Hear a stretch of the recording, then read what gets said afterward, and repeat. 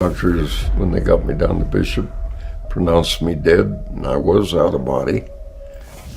Clint Walker, the name that once dominated television screens with his unshakable portrayal of Cheyenne, wasn't just a symbol of the golden age of Westerns, but the very embodiment of the ideal American man, tall, stoic, and morally steadfast.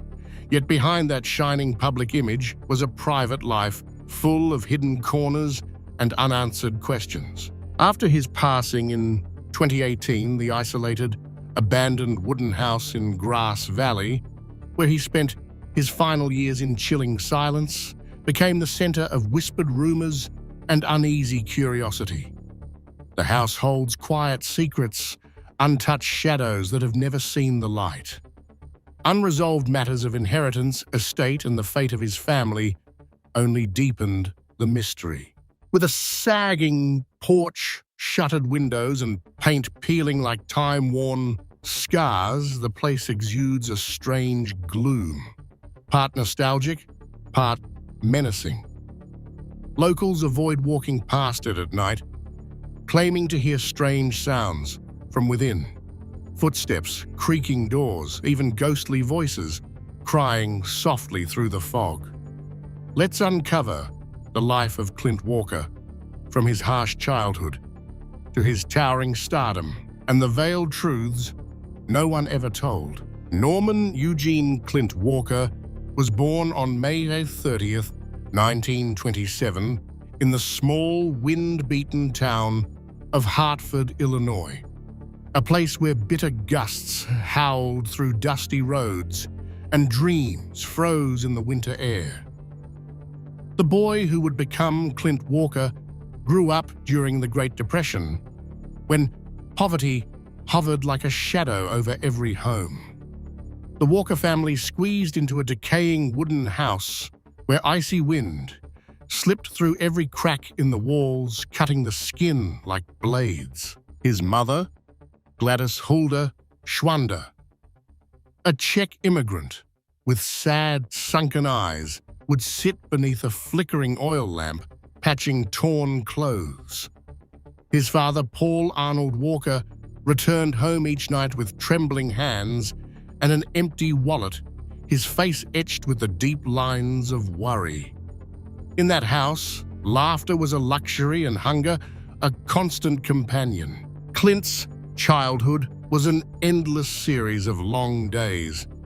A skinny boy with large, sorrowful eyes, he trudged through muddy streets to scavenge loose coal from railroad tracks. His bare feet bled from sharp gravel, yet he never complained. His cries would have only blended into his mother's exhausted sighs. He shared a close bond with his twin sister, Neoma, and another older sister. They lived in stifling deprivation, where a single dry loaf of bread was split among the family, and a pair of worn-out shoes was a treasured possession. On winter nights, the family huddled by a dim stove, but the cold still bit into their skin, as if to remind them that warmth, like happiness, was out of reach. By the age of 5, Clint had to work to help support his family. His small hands pushed heavy carts in a dark, dusty factory where soot clung to his lungs. At times, he worked as a deckhand on the Mississippi River, drifting across gray waters. Some days, he stood as a doorman at a traveling circus, watching the forced smiles of the audience while nursing an emptiness he couldn't name. Every penny he earned went to his mother, but her gaze remained somber, knowing full well that no coin could chase away the hunger tightening around them.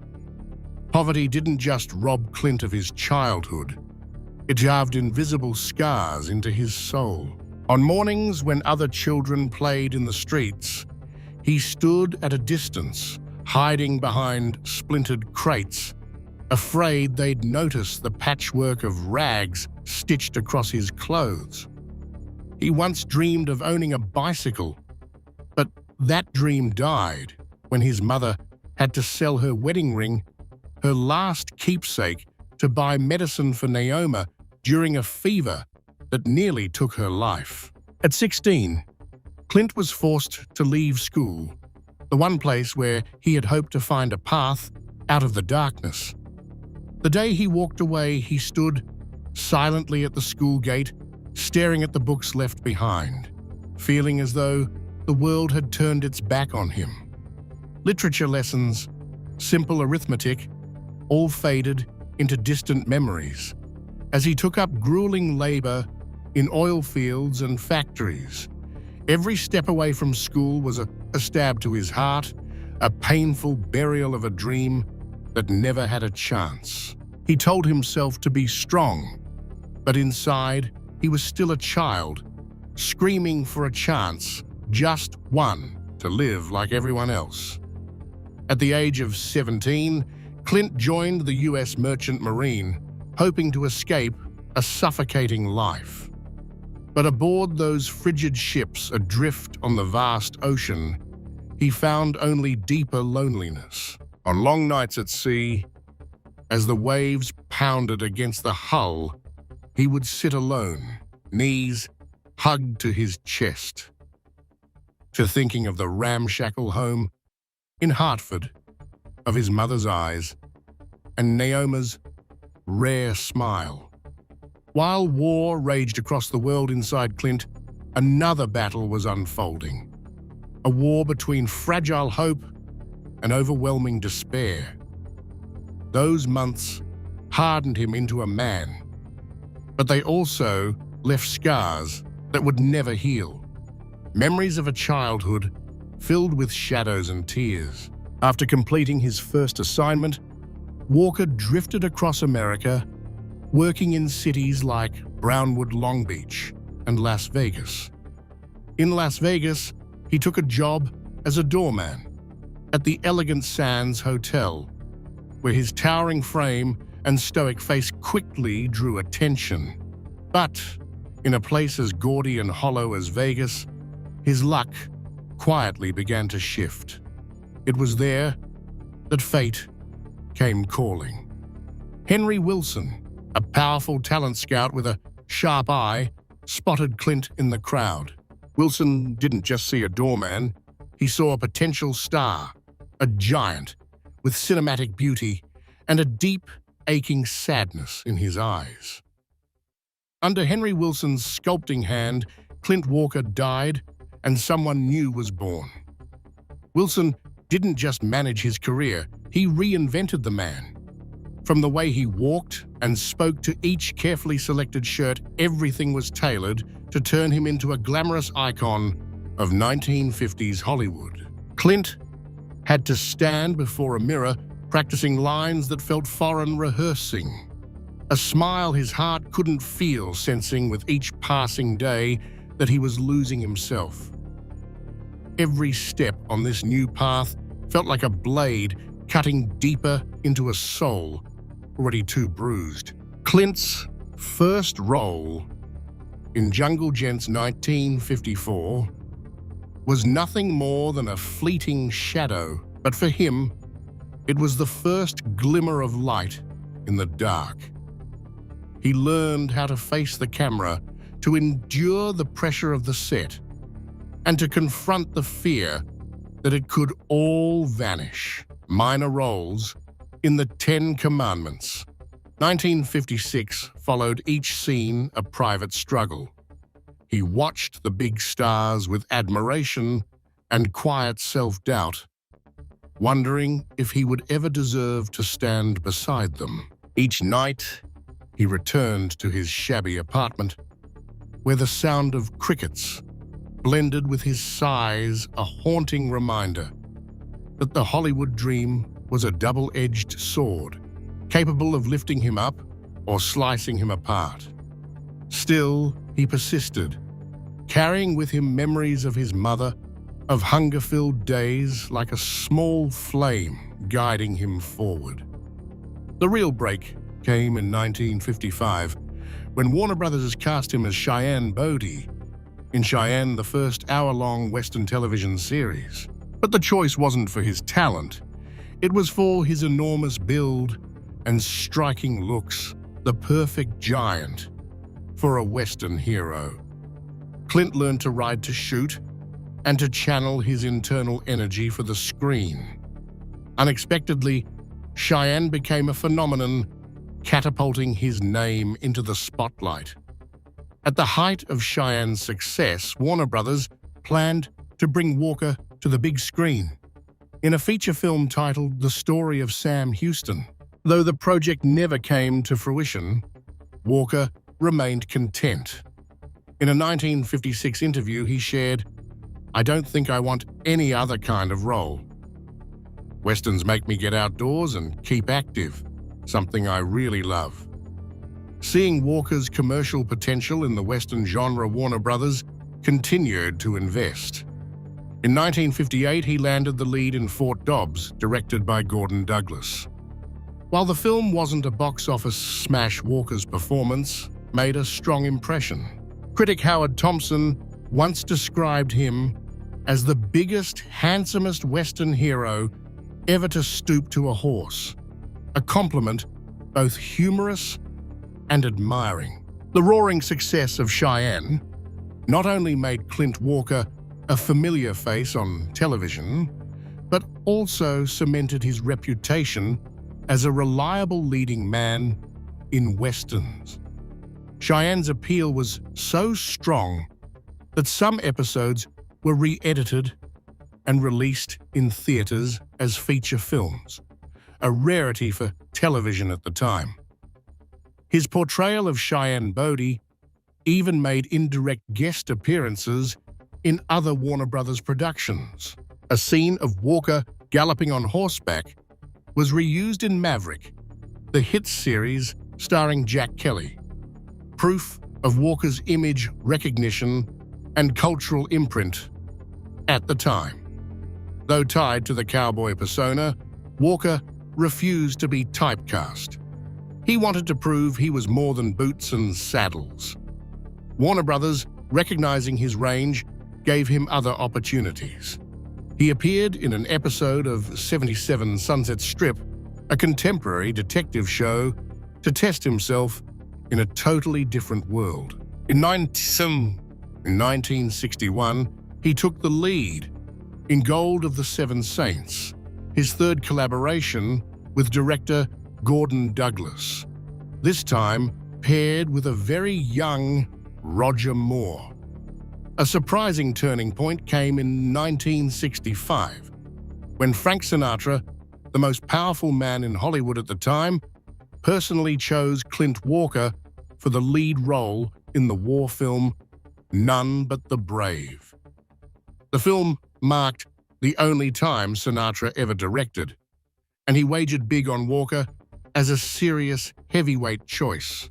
It was Walker's first opportunity to showcase his abilities in a substantial leading role, one that completely departed from the cowboy image, and he did not disappoint. Clint Walker's greatest breakthrough came in 1967, when he joined The Dirty Dozen, a dark, violent, and morally complex war epic. Playing Samson Posey, a towering, soft-hearted man of few words, Walker not only held his own among seasoned stars like Lee Marvin, Charles Bronson, and Telly Savalas, but made his character unforgettable. The film became a massive box office hit and a defining classic of the war genre, shaping both the genre itself and Walker's cinematic legacy.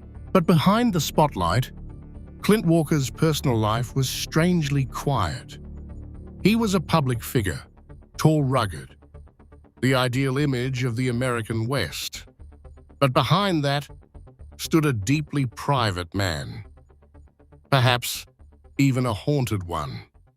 For decades, he avoided the media, rarely gave in-depth interviews, and kept his personal life entirely out of view.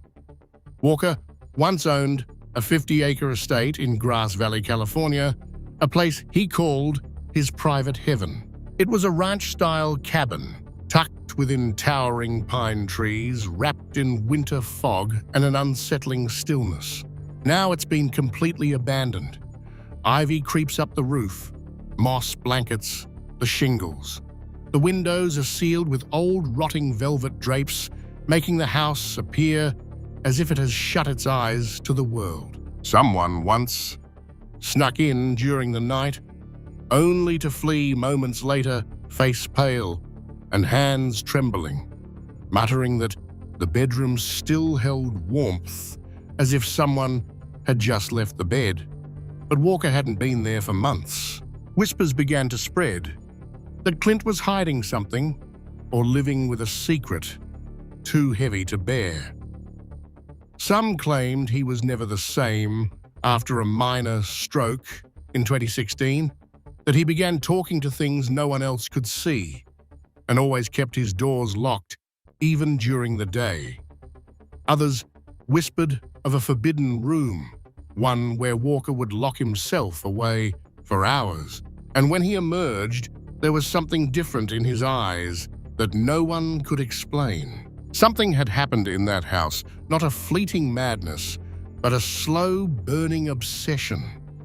The home wasn't just abandoned. It was forsaken, as if even Walker could no longer face it. And since the day he died, no one has entered that house without carrying fear with them. A nameless fear, but one that clings like morning frost on the windows where time seems to have stopped, and the darkness waits patiently. After his death, in 2018, Walker's wife and family were caught in a whirlwind of legal chaos. Unpaid debts, conflicting wills, and bizarre financial clauses no one could make sense of.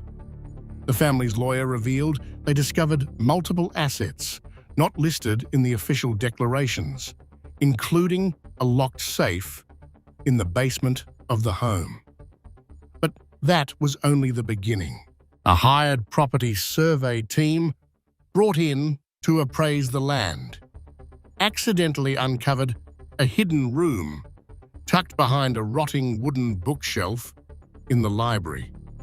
When they broke through the decayed wall, a narrow hallway revealed itself, leading to a room with no windows, no light, and no ventilation. Inside, everything had been meticulously preserved: a wooden desk, an old armchair, and dozens of leather-bound journals neatly arranged on a shelf. On the desk was an envelope sealed with red wax scrawled in shaky handwriting, "Do not let anyone read this. If you found it, burn it immediately." Naturally, they didn't burn it. Inside was a short letter, seemingly written for Clint Walker himself, or someone who shared his name. The writing was hard to decipher. The ink faded, but its contents left everyone in the room silent. "I can't hide it any longer. They know." There was no signature, no date, but the handwriting matched exactly the known letters Clint Walker had once sent to fans. The journals are still being deciphered by specialists.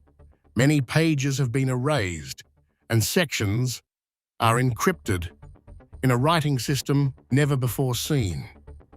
Today, the house still stands decaying in the forest, untouched, uninhabited. The Walker family refuses to comment, but everyone who's ever stepped inside tells the same story: a chill in the air, a heaviness, and the feeling that something or someone is still watching from upstairs. Clint Walker was an enigma not just on screen, but in life. He departed quietly, but left behind a chain of unanswered questions about his career, his fortune, and his final years. Was his life a Western epic heroic, yet filled with long, lonely silences? One of the most mysterious events surrounding Clint was the time he nearly died. People still whisper about that strange, almost unbelievable story. In the blazing May sun of 1971, at Mammoth Mountain, California, Clint Walker stepped into what seemed like an ordinary day of carefree skiing with his daughter. But fate, like a cold, sharp blade hidden within the glistening snow, lay in wait to strike him a fatal blow. In a fleeting moment of distraction, while stepping off the ski lift, a ski pole accidentally turned into a deadly weapon, piercing straight into his chest, puncturing his beating heart. Blood spilled out, staining the white snow red, and Clint collapsed, his sorrowful eyes slowly closing, as if death had called his name amid the cruel serenity of the mountains. His daughter's frantic screams, along with the shouts of those nearby, merged with the howling wind. But for Clint, all sound faded away, leaving only the cold darkness to engulf him. Immediately, Clint was rushed to the hospital in critical condition, his body icy cold, his breath as faint as a candle flickering in a storm. The doctor's eyes, heavy with sorrow, declared him dead. The strong heart that had once endured poverty and war had now ceased to beat. His lifeless body was placed in the hospital basement like a fallen stone statue, awaiting its passage into eternity. But fate in its cruelty offered Clint a harsh miracle. A cardiologist who happened to be visiting a friend at the hospital passed by the basement and paused before Clint's motionless form. With the intuition of someone who had stood at death's edge many times, he examined the body and discovered a faint sign of life, a fragile whisper from the afterlife. It was a miraculous moment when the line between life and death blurred more than ever. And Clint, though unconscious, clung tightly to the final thread of hope. The next morning, in the intensive care unit, Clint Walker opened his eyes, as if awakening from a long nightmare. His eyes, once piercing on screen, now held a deep sorrow, carrying memories from the other side. The doctors called him the mysterious patient, astounded by a recovery they couldn't explain. They said he should have fallen into a vegetative state due to the lack of oxygen to the brain. But Clint, with the unbreakable will of a man who had survived starvation in Hartford, defied death itself. In a 2005 interview with the Archive of American Television, he shared his voice deep and emotional that, in the moment of clinical death, he felt himself floating in a spiritual body more alive and aware than ever before. Without fear, he sensed an unfinished mission, and with a heart shattered but unyielding, he prayed to God for a second chance. He believed it was that prayer from the depths of his soul that pulled him back from the edge. Just 2 months after the tragedy, Clint returned to work as if death had been no more than a passing shadow. But it was from that darkness that he rose, carrying a new strength, a fierce belief that he had survived not merely to exist, but to continue a journey filled with pain and brilliance. After his return, Clint Walker resumed his career with renewed vigor in both film and television. In 1972, he played a supporting role alongside Telly Savalas in Pancho Villa, a biographical film with epic tones. In 1974, he starred in Kodiak, a short-lived television series where he portrayed an Alaskan patrolman, this time in the icy wilderness, rather than the familiar dusty West. Also in 1974, Walker appeared in several notable TV films, including Killdozer, a cult sci-fi favorite, and the horror flick Scream of the Wolf.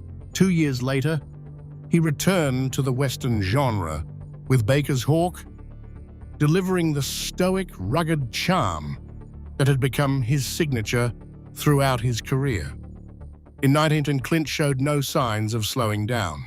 He starred in the made-for-TV horror film Snow Beast, bringing a chilling new direction to his acting resume. By 1979, Walker continued to take creative risks with Mysterious Island of Beautiful Women, a television movie blending adventure and drama. His versatility in capturing audience attention was undeniable, as he seamlessly navigated across genres, proving himself to be a truly multifaceted actor. During this time, in a chance encounter arranged by mutual friend James Drury Walker, met Western author Kirby Jonas. This meeting marked the beginning of a creative partnership between the two. Together, they developed a storyline centered around gold and the Yaqui people, reflecting Walker's deep-rooted passion for the Western genre and his desire to contribute something meaningful and unique to it. Over more than 2 years, Walker and Jonas worked closely, combining Walker's cinematic sensibility with Jonas's writing expertise to craft a story rich in Western authenticity. This collaboration culminated in the novel Yaqui Gold, published in 2003, a standout work showcasing their shared vision. The book not only delivered an engaging narrative, but also reflected Walker's enduring love for the West and his commitment to preserving the legacy of the genre. Yaqui Gold was more than just a literary project. It was a testament to Clint Walker's passion for storytelling. Through it, he sought to protect and amplify the values of the Western tradition he held so dear. Co-authoring with Kirby Jonas allowed him to express a deep personal dedication to that heritage. Clint Walker's career was honored with numerous prestigious awards. In 2004, he was inducted into the Hall of the Great Western Performers at the National Cowboy and Western Heritage Museum in Oklahoma City. Earlier in 1997, he had received the Golden Boot Award, a distinguished accolade recognizing significant contributions to Western cinema. His legacy was further cemented in 2017 when he received a Bronze Star Medallion on the Texas Trail of Fame at the Fort Worth Stockyards National Historic District, a symbol of his deep-rooted connection to Texas. These honors affirmed Clint Walker's vital place in the world of Western entertainment. Susan Cavallari, the woman with a gentle heart and a reserved soul, chose to live a quiet life, far from the spotlight that once shone brightly on her famous husband. Little was known about her before destiny brought her together with Clint in Grass Valley, California, a small town nestled between rolling green hills where the pines whisper and the mist weaves its way through. It was here that two seemingly opposite souls, a movie star and a woman who cherished tranquility, found each other. They married on March the 7th, 1997, in a simple ceremony in Sparks, Nevada, as if both wanted to keep their love entirely to themselves. For more than 2 decades together, Clint and Susan's love was not as loud as the cowboy films he had starred in, but as deep and quiet as a river flowing through the forests. Clint, who had been through 2 previous marriages, seemed to have found a peaceful shore in Susan. They rarely appeared in public, but each time they walked together, their hands tightly intertwined, their gazes shared as if holding an entire world. Susan did not love Clint for his fame. She loved the man with the warm voice, the stories of the old days, and the scars he kept hidden in his heart. As age and illness began to knock at the door, Clint Walker was no longer the invincible hero on the silver screen. He suffered from heart failure, and each beat of his heart seemed to slow down like a sad song nearing its end. In those days, Susan became the light guiding him. She stood by him in their home in Grass Valley, once filled with laughter, now cloaked in the fragility of illness. Susan cared for Clint with boundless devotion. She brewed coffee every morning, gently wiped the sweat from his brow, and sat by him for hours, listening to his broken stories of the days when he galloped across the plains on horseback. Not only was Susan his wife, but she was also the bridge of love between Clint and his daughter, Valerie, the strong woman who had broken barriers to become a commercial pilot. Susan embraced Valerie as her own, and in Clint's final days, the image of the three of them, Clint, Susan, and Valerie, holding hands by his bedside, became etched in the memories of those who witnessed it. They shared old stories, smiles mixed with tears, and whispered words of love that only they understood. Susan, with her open heart, turned those sorrowful moments into a symphony of family and love. On May 21st, 2018, just 9 days before his 91st birthday, Clint took his final breath. Susan was there, holding his hand, as if wanting to keep him for just one more moment. When he passed, a part of her heart turned to ashes, but she stood firm.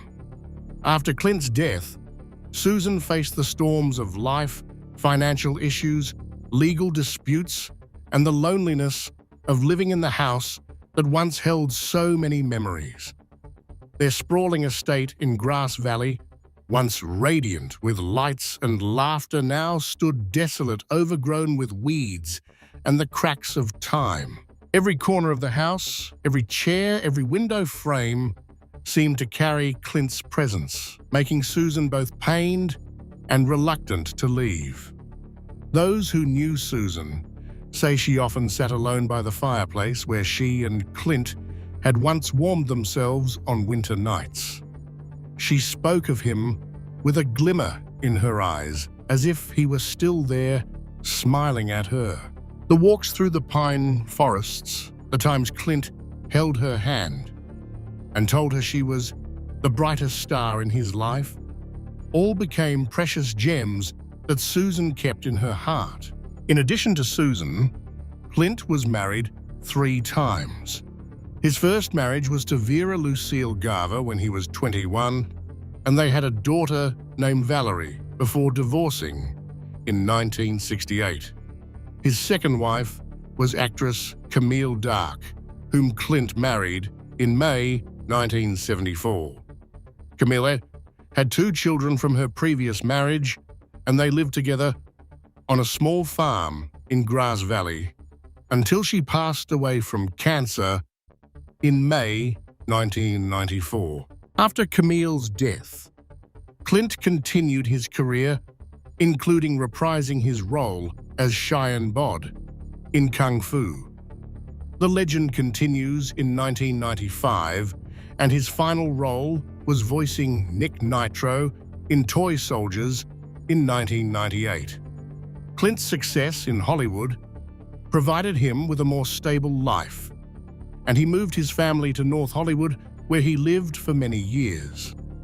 Clint became known as a major movie star, with his role as Cheyenne Bod, bringing him fame and a high income. By the late 1950s, Clint was paid $175,000 per season for the role, which would be over $1.5 million today, adjusted for inflation. This highlights the tremendous success he had in the film industry. When Clint passed away in 2018, his net worth was estimated at around $2 million. However, this amount was later used by his wife Susan to settle Clint's debts. Clint lived a simple, modest life in Grass Valley, California, where he owned a rustic farmhouse nestled among tall pines, offering a wonderfully peaceful space. Clint's home reflected his love for nature and a simple life. With its weathered wooden beams, stone fireplace, and large windows letting in natural light, Clint's house provided a cozy, tranquil atmosphere. He loved sitting in a leather armchair near the fireplace, where he could relax and read, or simply reflect on his golden years in the film industry. One of Clint's most cherished qualities was his humility and simplicity in daily life. Despite his fame, he kept a private life, avoiding the noise of the media. His home in Grass Valley symbolized this way of life, a quiet, warm place full of memories where he could relax and reflect on the years gone by. Clint also held dear mementos from his days in the film industry. His office was filled with classic Cheyenne posters, photos from the set, and fan mail, all reflecting a bygone era of glory. These mementos were not only a testament to Clint's career, but also proof of his love for the work he had done. Clint Walker, the towering hero of the American West, left behind a legacy far deeper than any role he ever played. He was an icon of a golden era in American television, but also the embodiment of solitude and quiet mysteries behind the spotlight. His life, with all its glamour, twists and shadows, reminds us that behind every screen hero is a real person. Complex, vulnerable, and sometimes carrying secrets no one can fully understand. What do you think of Clint? Leave your thoughts in the comments below. If you found this story interesting, don't forget to share it with those who love classic cinema, and subscribe to our channel to stay tuned for more videos about Hollywood legends, the ones who built the dream, but also carry a heavy burden of pain. Thank you for watching, and see you